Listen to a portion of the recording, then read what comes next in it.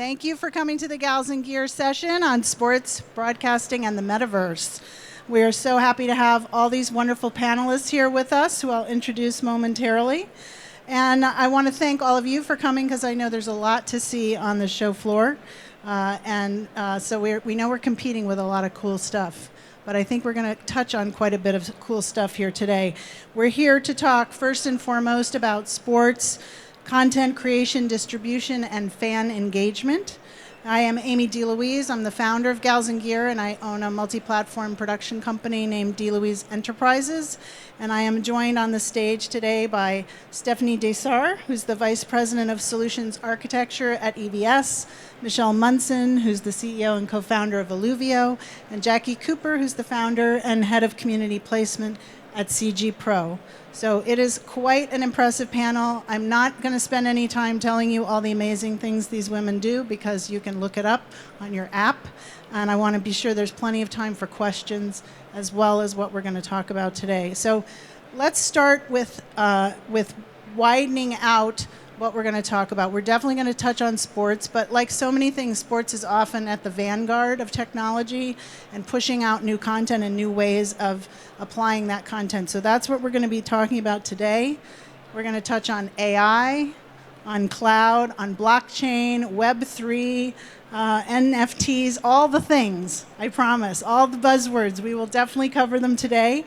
And we're going to learn from these three tech leaders how these tools are transforming content creation, monetization, and distribution. So without more ado, I will turn to you, Stéphanie, and ask you, well, actually, before I ask you, would you mind if I roll the EVS video? Give a little. Go ahead, please. Okay, let's roll the EVS video, if we could, just to see a little bit of what you all have been up to.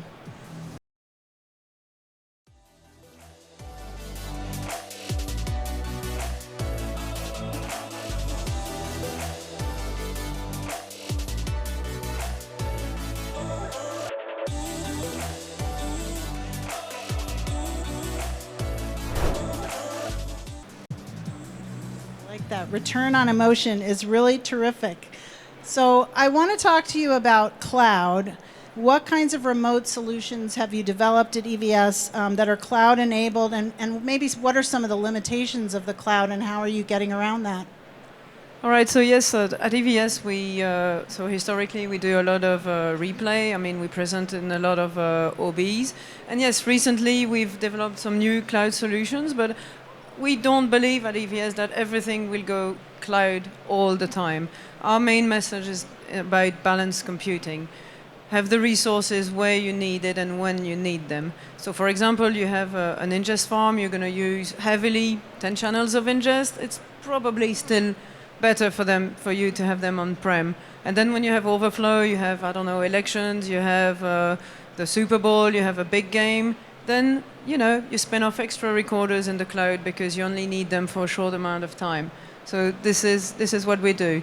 We have also some services like Extra Motion, which allows you to turn any camera into a super slow-mo camera.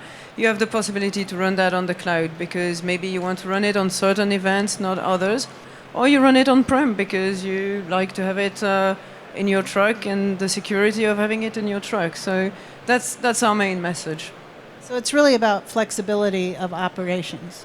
Exactly. It's about flexibility and having the right resources at the right time in the right place. Cloud is right for some things, and we believe it's not right for everything. So we use it when we need to. We use it when it's efficient as well. So one of the things you're touching on is this idea of decentralization, or choosing decentralization when we want it. And Michelle, I want to ask you how this applies in the blockchain world, because I know that you've been really looking at how this applies to digital supply chains. Can you just address the blockchain? For sure. So Eluvio, my company, has created a decentralized content fabric. And this allows for streaming and storage and content distribution from source to consumable output, streaming output, downloads, etc., direct to consumer. It's built as a blockchain. It's actually a full stack Ethereum-based chain in the protocol, and it uses an end-to-end encryption model that allows the content to be self-protecting and also the versions of content to be stored on chain. And this has started to really change, if you will, not only the supply chain in B2B, but also bring new opportunities for direct sales of content from publishers to consumers. And I just got back. We had a 2-hour event today, which was fortunately very full, with people learning about how the technology can do this. One of the things I want to echo what Stéphanie said is that this is a post-cloud architecture that allows for the compute and the network resources that are intrinsically used by the Fabric protocol to be anywhere and everywhere. It's also really decentralized because the content isn't owned in a cryptographic sense by some intermediary party that you then trust to run a good platform. Instead, the content itself is encrypted with owner keys and ends up getting trustless re-encrypted on serving, which is a different idea, but it really opens up the possibilities of a different kind of supply chain that's direct and removes the barriers, both cost and also in terms of ownership from the way things have been. Excellent. And we're going to get into a few more interesting things with you momentarily. I want to bring you into the conversation, Jackie. And I know Jackie, like many of us, has started to lose her voice already. You know, it's like a definite thing that happens at NAB, so bear with her. Bring the mic close to your mouth. I want to get into Web3 and world building a little bit. You come from a VSX, visual effects 3D background. And you now run a school to actually teach Unreal Engine, which I think is so fantastic. And we've got some of our GALSNGEAR students who are filming this right now. So we definitely want them to learn how to use Unreal before they get too far along in their careers.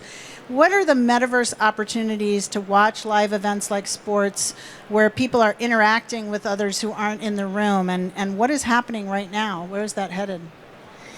I think it's really exciting, actually, because it's this creator economy it's the time of the creator. It's the time to learn how to create your own NFTs, 3D NFTs, to create your own worlds, your own fan worlds for sports, or, really the sky's the limit. You can, get work at a company helping them build, metaverses that are exciting for consumers. There's so much opportunity out there. And you just need the skills to be able to kind of create it, dream it, come up with the story and the emotion for it, and then you can put it on the web. So I think that's a big opportunity. So let me pick up on that with you, Michelle, because you've innovated customizable experiences and using NFTs, to unlock those experiences. So I wonder if we could roll the video on Eluvio, and then on the flip side of that, I'll ask you a question about it.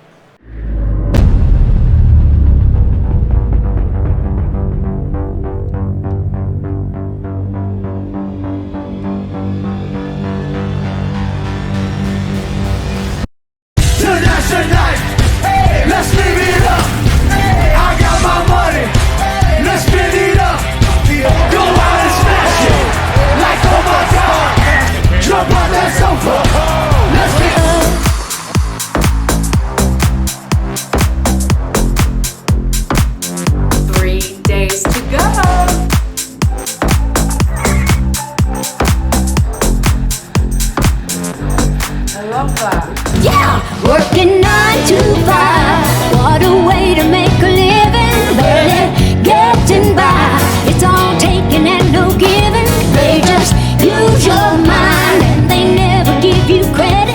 It's enough to drive you crazy if you let it. So, Michelle, give us some examples. What is a sell-through experience, and what does that mean for audiences of sports and other content?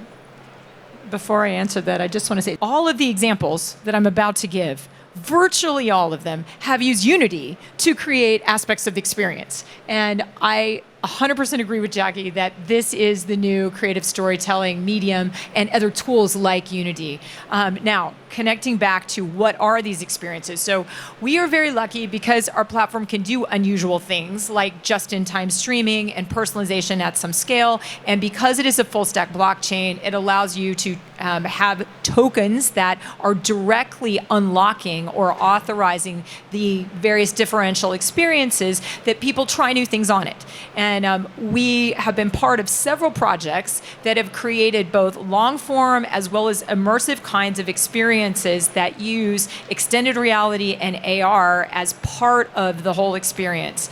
They also tend to bring in a lot of 3D, and then finally, they incorporate live. And one of the most famous, of course, is, of course, courtesy of Warner Brothers. They are such a big brand, and they get all the credit for all the creativity.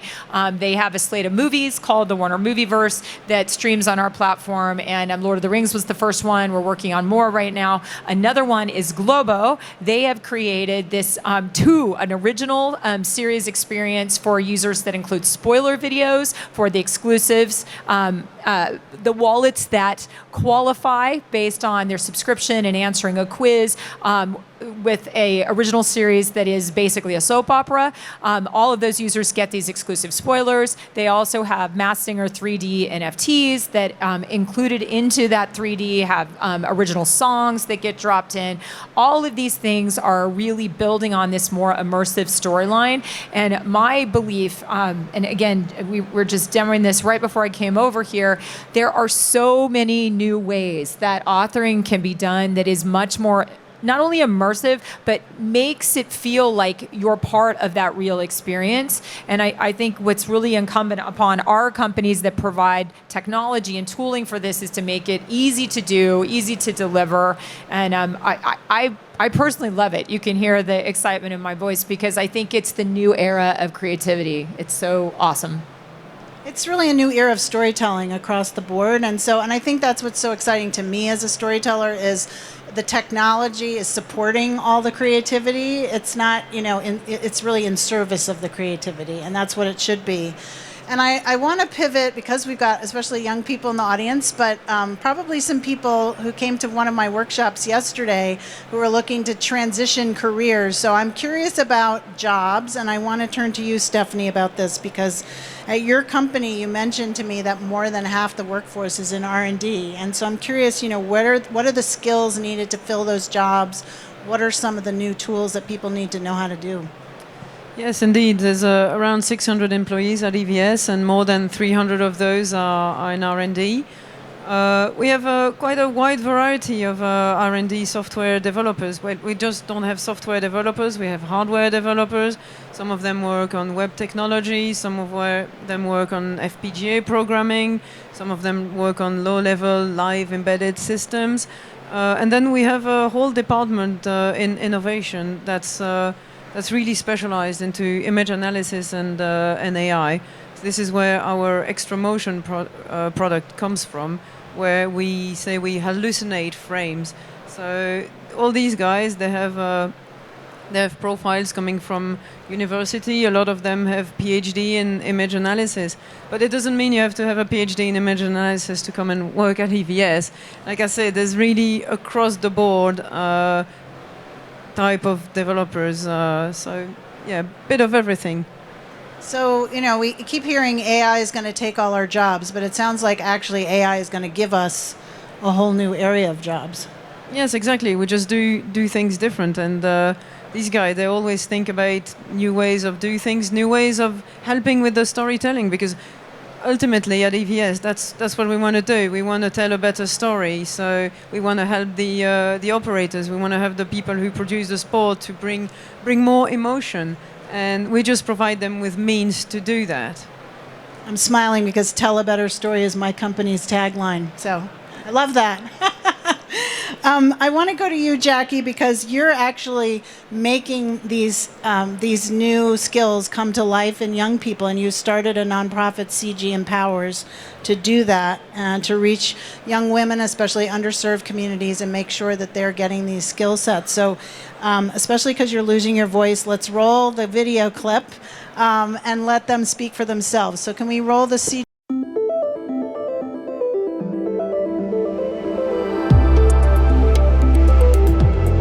They really made it accessible for me. I genuinely felt that they wanted to help me. CG Empowers really gave me the opportunity, and I'm very grateful to Ed and Jackie for that. I felt like CG Pro offered more support in some ways than my own degree. Even after you're done with the courses, you get so much more access, lifetime guaranteed. I feel really empowered by it, honestly. I feel, as a woman myself, you know, it's a great opportunity. The diversity program changed my life. I'm really excited for my future, and it's really all thanks to them.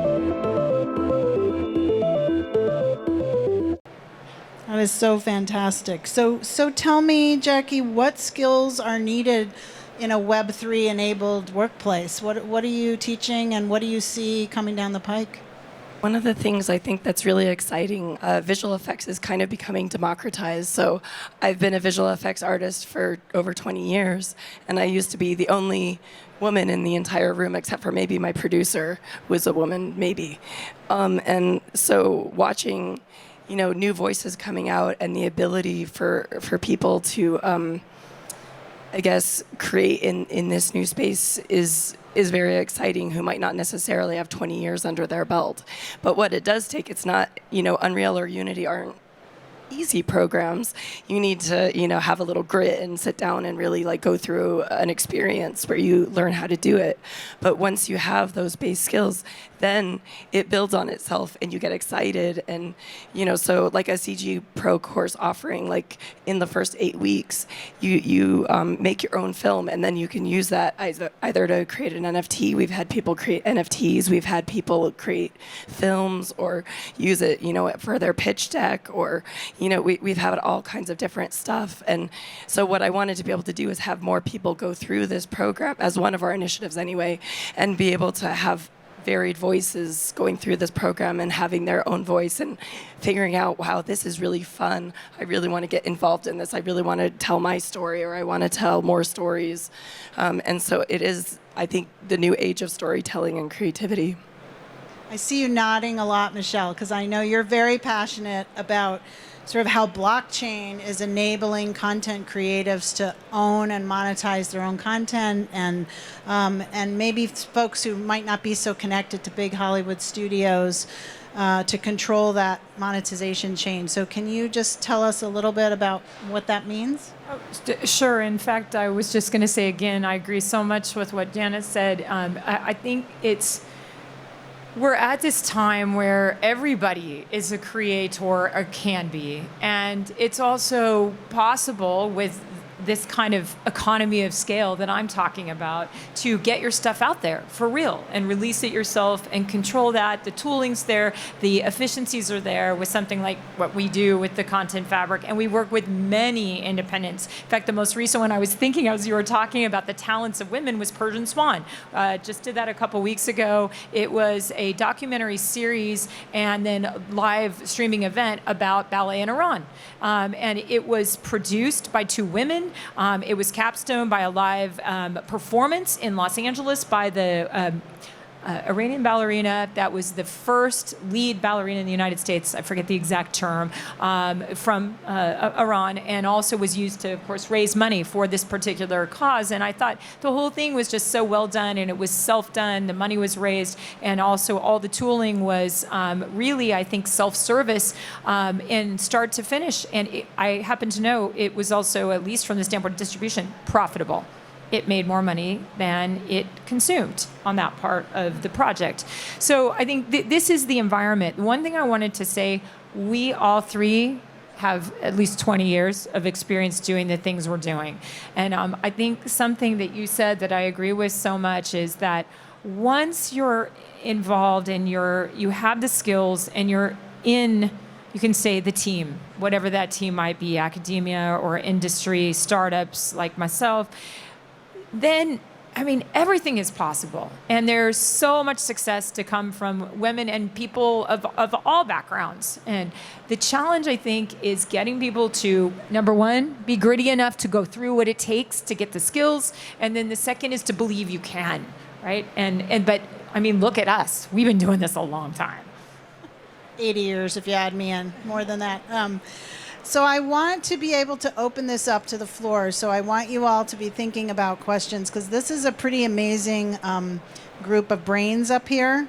And I know some of you might be hesitant to ask because maybe there's some technology you're not even sure you know how to ask the question, but we definitely want you to ask. While you're thinking of your questions, I'm going to actually ask our panelists if there's anything they've seen on the show floor. I know it's just the very beginning and you spent your whole morning in a room talking about your product, so I might have to opt you out of that, but maybe there's something you want to go see. What is something that you're just really intrigued by that's happening at this show that you think everybody should check out and you want to go check out? Is there something, Stéphanie?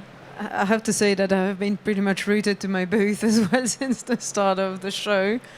So no, for me, I want to walk around and see what new tools are brought, but I haven't had the chance to have even the slightest look around.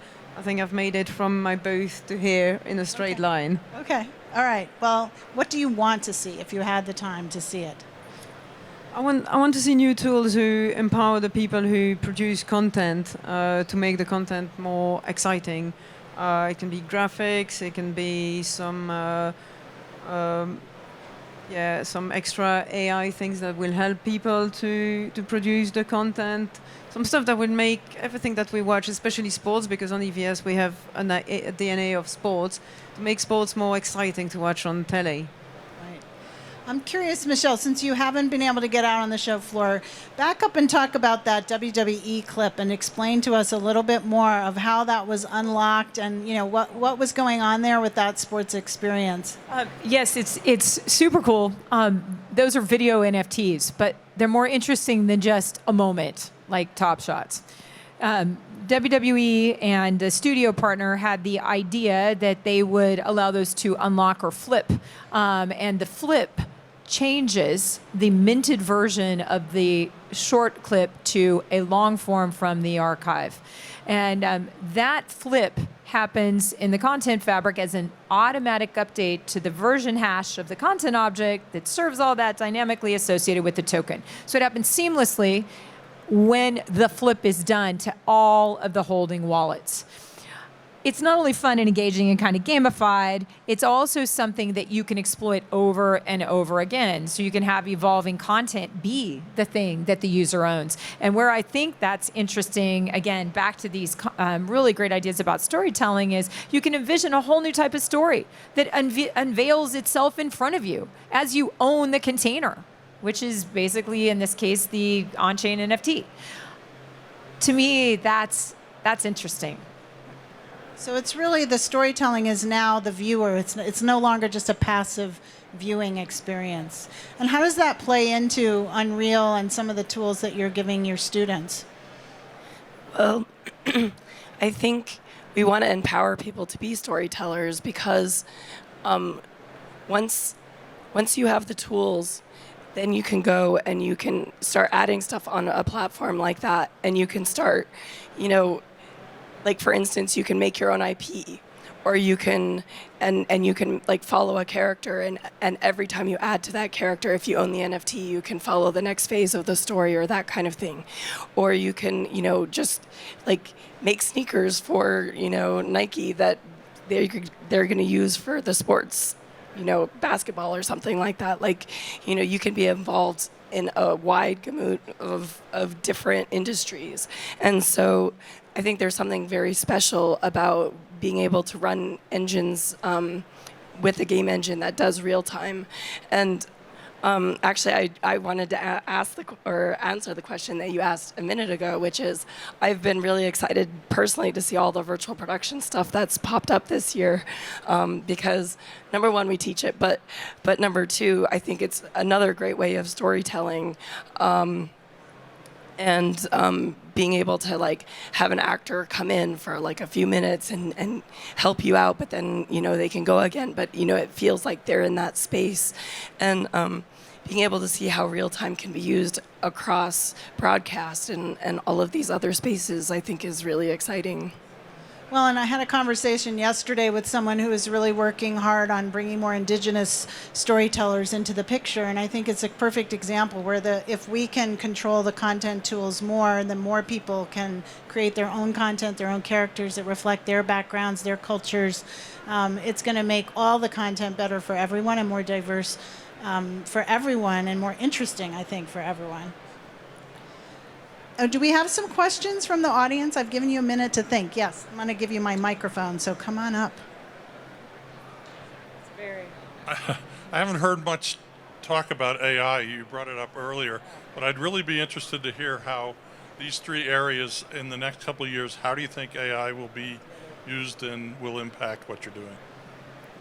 I want to answer something about this. Probably everybody does. But first of all, that's Barry Siegel, who is the president of the Academy. So that's a person you should listen to. But about this, I think it is the perfect storm in a good way, not a bad way, right? I know people are terrified of what generative AI means to IP. I think the opposite myself, because the convergence that we're talking about in storytelling breadth, when you start to take AI-based data and what it can do. And I was going to mention, just like Stéphanie, we have we're about 40 people, and we have a team of 5 ML and data science members that work on a series of AI models for video and audio understanding throughout the fabric. I think, and their latest work is generative, like most everybody in the space, right? I think the key here to your question, in my mind, is that when the data starts to intersect with the content itself, and then you get real-time rendering, and I mean the generation of the creative output that puts those two things together, and then you can get that into the network, that's when you can really start to have the unbounded story, right? And personally, I mean, that's why I'm working on the fabric. I think it's also what really draws out the possibilities. And then finally, as far as the rubric, right? I mean, it is one of the most promising areas for young graduates. I work with a lot of students from UC Berkeley because we're right there at campus. We employ a lot of them. And one of the hottest topics, of course, for undergrads and early grad students is, of course, machine learning. They're very well trained in it, and it's a terrific topic for you guys to go after.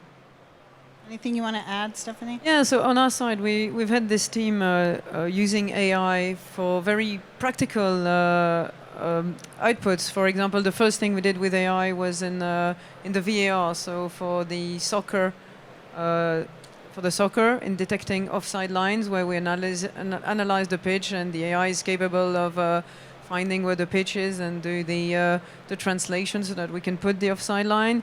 Then we did the extra motion, where we add the frames and turn any camera into super motion. And now they're looking at a lot more effects, bringing in cinematic effect from a normal camera, bringing in some 3D replays between just simple broadcast camera, not with fixed cameras that you have to put 20 of them in a stadium in order to do this, just purely out of broadcast, or lots of different effects that again are going to get the creative people to be able to do a lot more. Anything you want to add, Jackie? Yeah, definitely. So it used to be in the olden days that if you wanted to make a movie, you needed a team of a lot of people, especially if it involved CG, and it was extremely expensive. Now you can be at home with an NVIDIA graphics card, and you can be making really cool stuff, and you can be, like making your own films or on very small budgets. And I think that's really exciting. And not only that, but if you make it on a game engine, you can render it out and make it into an NFT, or you can keep it as a video game as well. Or, so there's multiple ways that you can use that content once it's been brought in there. And so with the AI, I think it's allowing, helping the rise of the indie filmmakers. For those who really have a passion to tell their stories, they don't need as much of a team to do that. I think it will increase the amount of stories that are told, actually. Instead of being afraid that it's going to take our jobs, I think we're going to just hear more stories being told, and bigger stories being told, and broader stories being told. And at our company, it's really opening up a lot in terms of just speed to market, because we can do our own storyboarding with generative AI, and we can just be like thinking of all kinds of blue sky thinking and kind of come up with storyboards really quickly for pitches, for development of ideas. We don't necessarily have to have a storyboard artist for every single frame. Not that I don't love my storyboard artists. So, that can also move the thought process along more quickly and move the creative process along more quickly. All right, I think we have some other questions here. Hi, my name is Amanda Sapp. I run a community radio station in Houston, Texas, a low-power station, where localism is a big thing for us. How you mentioned about not being afraid to embrace AI and that it might take your job. What is a mindset shift that we need to have to merge continuing with localism and implementing AI tools and techniques? So, it's a little scary and exciting all at the same time. And this is almost a comment, so I apologize. But I had gotten with Radio GPT, right? And they told me that I could buy 3 voices, and these 3 voices could talk to each other and create a whole show amongst them. So what happens when a person says, well, I want those 3 people to come to my event? What do we say? Because they're avatars. So how do we embrace this new technology and still provide a sense of localism to people who are trying to tell a true story? How does that work? Does anybody know what I'm saying here? Okay. Yeah, I can try and take a stab at answering that. So I think that AI, if you look at it as a tool in your tool belt as opposed to something that's going to take everything over, I think that's the mind shift that needs to happen in my mind, because a lot of times the GPT stuff that's coming out, I don't know how to put it. It's a good start, but it lacks the spirit of the human. It lacks the emotion and the spirit. And I think if you can use it as a tool as opposed to it just, you hit a button and then it takes over everything that you've been doing, because I don't think that that's going to happen, because I think we resonate too much with human emotion to be fooled by that. And so I think that human emotion still needs to exist as part of the conversation. So I see it more of a tool personally.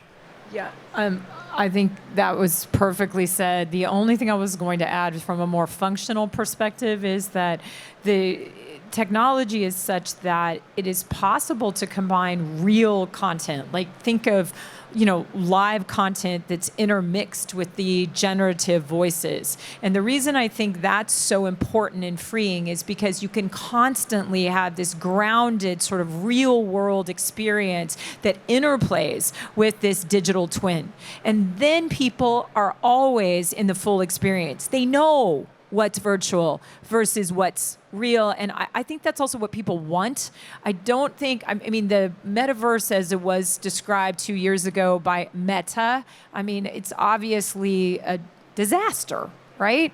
And what is good, to exactly what we've been talking about up here, I think, is envisioning forward. What can it be like when we capitalize upon this, but to make experiences that are ever more empathetic, and that actually, and the reason I brought up the technology is because this is a facet of the content fabric, being able to mix mode these together very efficiently and do it with personalization at some scale, right? So that's what I think of.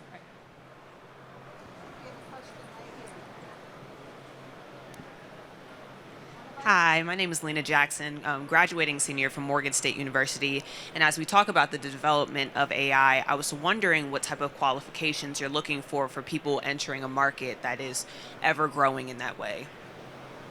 Definitely. Kind of qualifications. I can only talk about the experience that I have in EVS. A lot of the people working in our innovations department doing the AI, they've graduating either in engineering or in software development, and then they have a specialization in image analysis. Some of them do a PhD. Quite a few of them coming out of the department have done a PhD, but it's not especially compulsory, but definitely strong interest in for what we do with the AI. It's very much linked to the image and analyzing the what's in the image. Hi, my name is Jay Yogeshwar. My question to you is, in each one of your businesses, again, this is another AI question. What are you doing with respect to content copyright and content provenance? Are there any particular? Of course, I know Michelle's company is based on that, but given the onslaught of AI and deepfakes, what are you doing to preserve your copyrights? I hope you don't mind if I answer first. I mean, the foundation, as you acknowledged, of the content fabric is complete on-chain provenance of the content itself, its representations through the encryption, the identity model, the authorization, and the versioning, right? But that doesn't mean that's the whole chain.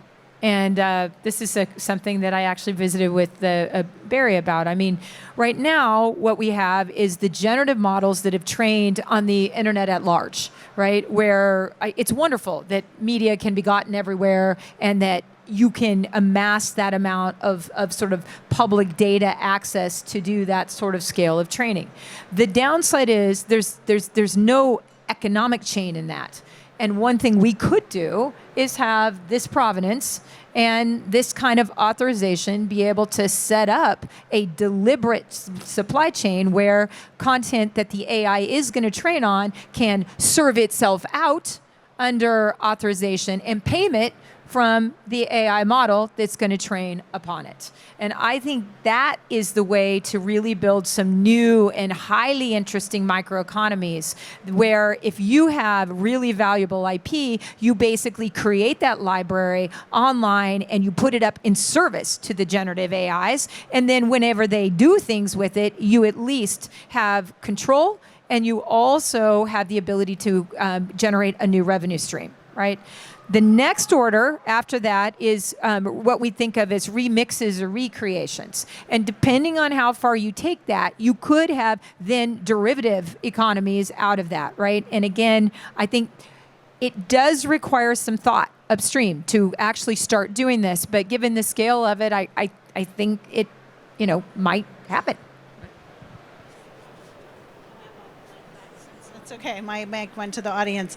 So one question I want to ask Stéphanie is just going back to the sports model. What are some new tools that are evolving that you're seeing that will really change the sports experience? And we got that question about localization. So I'm wondering if there are tools that are going to make it possible for smaller, localized sports events, to be served up in the same way that big sports events are, as potentially one example, but I don't know if you have other things in the pipeline at EVS that you're working on. You're allowed to talk about it. Great. Yeah, so I think the whole advance, we're probably back to cloud again and all the remote technologies, and rather than having to purchase a lot of really expensive equipment, you can produce more with less. So you can produce shows now with just a few cameras. You bring your signals either into the cloud or into your facility, and we have tools to, instead of having maybe a full control room with 5 people, you only need one person to operate a whole production. There's a bit of sound, there's a bit of automation, so that when you transition from a live to a replay, it puts the right transition, it puts the right sound, mutes the sound from the public when you go to an interview, that sort of stuff. So it's really tools to add a bit of automation and help people to do more with less people and less hardware, if you want. Scale down. Less in the truck. Less in the truck, potentially? Or maybe potentially less in the truck, but also less wherever you're running your production. Rather than having a production room with 10 people, you run it with 1 or 2 or 3. And again, it comes back, we think there's going to be less jobs, but what we're seeing is that there's not really less jobs, because instead of having just maybe the top leagues being produced, no, you have the first 3 or 4 leagues being produced. The amount of content produced over the last 5 or 6 years has totally exploded. you don't need this really big OB truck now with 20 cameras to produce a game. There's systems out there that can follow the ball automatically and that can do. It doesn't mean there's less people. I mean, tier 1 is always tier 1 sports, and there's still 20, 30 cameras, and there's still 20 people or 200 people producing it.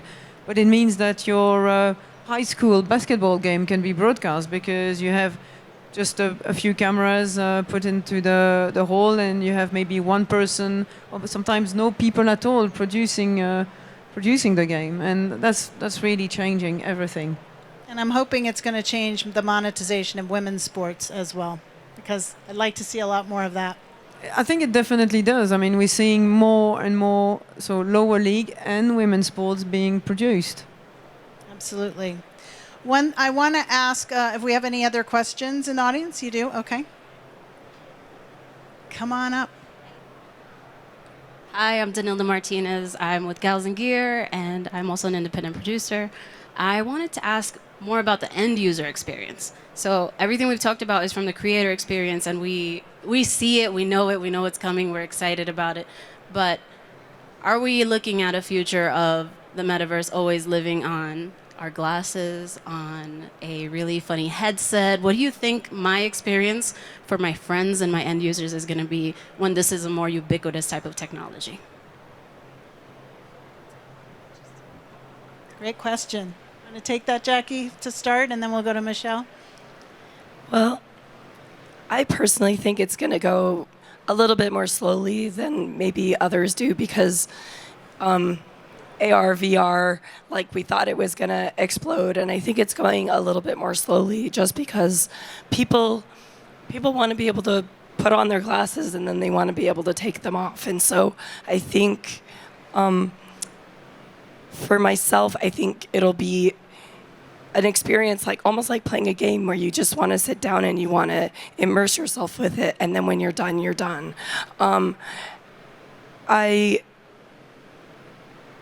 I suppose, I don't know how else I want to answer that. I'll take a second to think. That's okay. Michelle? The one thing I was going to add is not so much what it will be, but what it won't be. I think it won't be like social media video. Social media video is horrible because it's just a giant sea of stuff. It's good in that you can find things you're interested in, but it's terrible otherwise. And I feel like that's why I'm saying this. I think that this is, first of all, vastly more creative. There's so many more modes that you can get at and experience. I don't believe in the headset at all because it's a horrible user experience, but technology will change and get better, so you'll be able to experience, I mean, even the WebXR objects on the phone are really good. I spend a lot of time playing with those for some of our projects, and I think that kind of a mode that's sort of seamless with what you already have is going to, unlock new experiences. And then what I personally believe in having your own path where you're not just another thing in the masses. I mean, that's part of why I love blockchain so much. It's not only privacy preserving at its core, it's all about you. You control who you are, what data you have, and your experience. And I think that there'll be much more of the pairing between the creator and the fan, and then even, if I have to say it, the brand that's going to then monetize the fan's interest, but in a much more direct kind of way, right? That's why I'm saying that I think it's our way out of the social media morass, right? No more cat playing the piano videos for you, I take it. Yeah, just the whole thing of it. And just one other thing. I mean, I'm not suggesting that social media is going to go away. I just think that its importance is going to diminish tremendously, and that the part of it that will stick is the town hall part. I really think that's what it's about, and that your experiences derived from that will be much more direct. But of course, that's what I work on. Stéphanie, about the user experience, the fan experience? Yeah, if I'm talking again from the point of view of sports, what we see is people watch sports. We've seen what hasn't worked goes back to what Michelle and Jackie were saying, is 3D. Didn't really work. You have to put glasses on. doesn't work. People like to be a little bit freer than that. What does work is, for example, providing additional statistics. You have an event like motor racing. I know my son, he loves watching it, and then he has his telephone with all the statistics, or he has a favorite driver. They have different channels for different driver. He can watch the driver experience. He can choose what he watches. So it's more immersive, but it's built around a lot more data and a lot more choice for the spectator.